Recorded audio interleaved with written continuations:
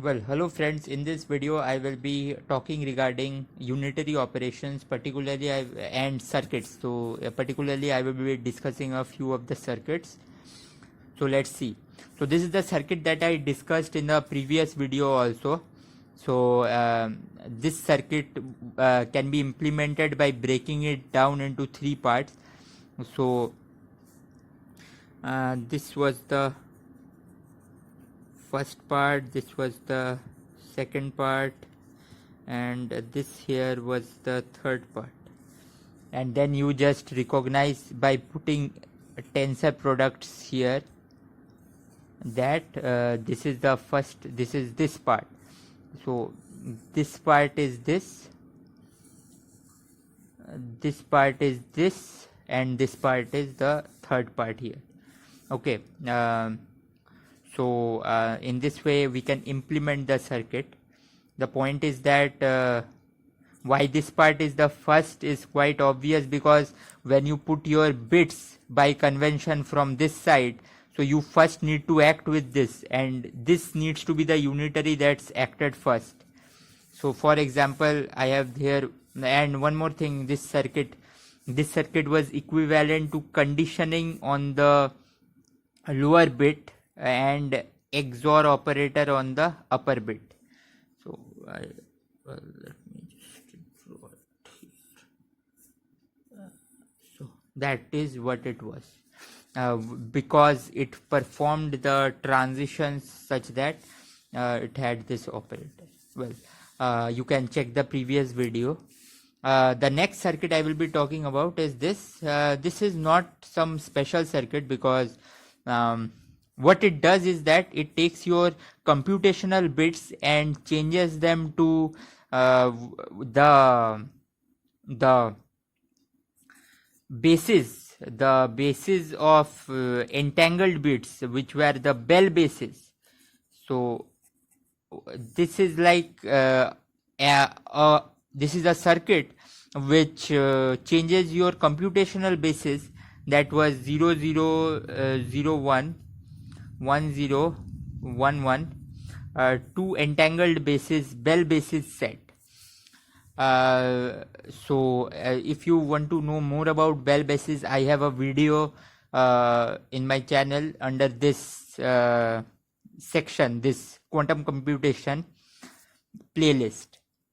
So moving on, so let's see what this bit is. That again you see divided into two parts, one part, second part. There is nothing, that means there is identity. I put it here, then I have this second part. This is the C0. You can just solve it, because you see H tensor identity times you have I00x, where H can be now written in expanded form as 1 minus 1.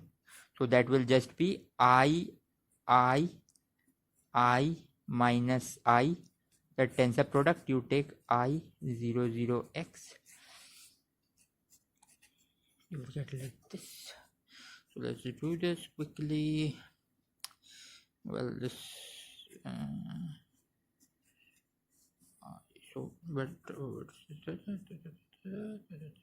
minus xi, which is just 2 I x minus x. So this is this bit. You can expand these i's are 2 cross 2 i's, and this is the 2 cross 2 Pauli matrix. Let's move on. This circuit is a beautiful one. This is the measurement circuit. So what it does is that this unitary, suppose we have a unitary, we have the eigenvectors, eigenvalues of the unitary, and we can normalize the eigenvalues such that, let's assume the eigenvalues are plus minus 1. And then here you have, this is the 0 bit. This is 0 bit, and here goes any state that can be decomposed in terms of the eigenvectors of this unitary. So let's see. So here I have shown it here. So this first state psi 0 is just 0 tensor with psi in. So as I have said that whenever you have this form of quantum circuit representation, it means there is always a tensor product between the state at every instant. This is only a schematic diagram. So the psi 0 is this. Now you act on with Hadamard on the first vector, which is 0. It goes to the eigen vector of X operator, Pauli X operator, which is just this, and the second is left untouched. So this is psi 1 after application of just Hadamard tensor identity. Then what is psi 2? Psi 2 is applying a C naught conditioned unitary. So the point is that whenever your first bit is 1, this psi in will get acted upon by a unitary. You see, whenever I take the tensor product, because tensor product is distributive over addition, so this is just this. Now whenever it is 0, I don't multiply with unitary. Whenever it is 1, I multiply with unitary. That takes care of this C naught. Now we finally have again a Hadamard on the first state. So acting with a Hadamard on the first state means acting on here and here, the first qubit. This changes to the eigenvector of Pauli X with eigenvalue +1. This to eigenvalue -1. I have shown it here. Now you see, psi in can be written in terms of the eigenvectors of this unitary. Or if you wish, you can take this U to be the Hermitian operator and then say, well, every Hermitian operator will do that, because unitaries may not have all eigenvectors or over their entire spectrum. So you can think that this is a Hermitian unitary.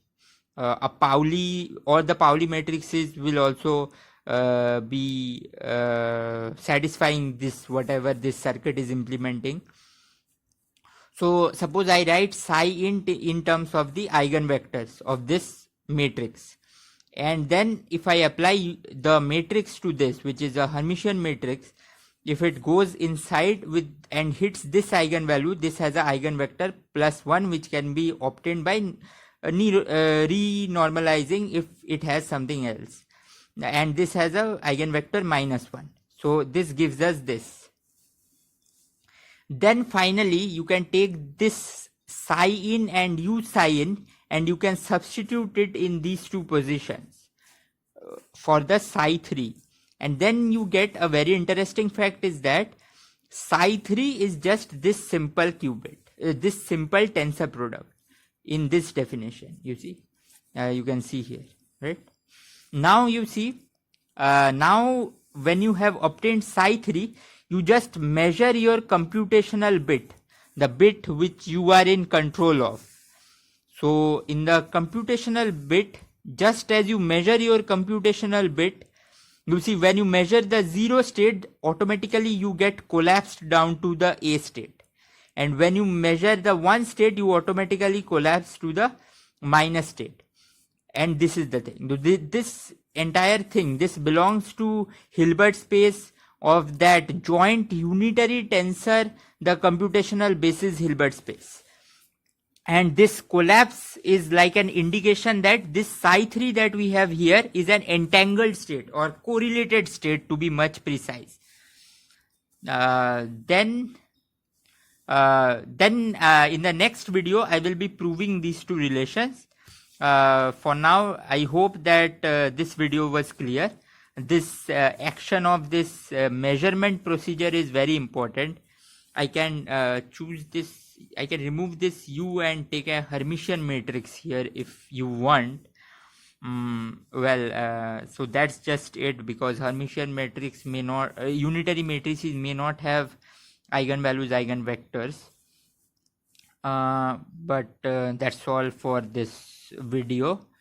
I think this was clear, that how this circuit helps in measurement, this circuit helps in changing to Bell basis, this circuit helps in a different ordered, this circuit helps in helps in conditioning on the target qubit.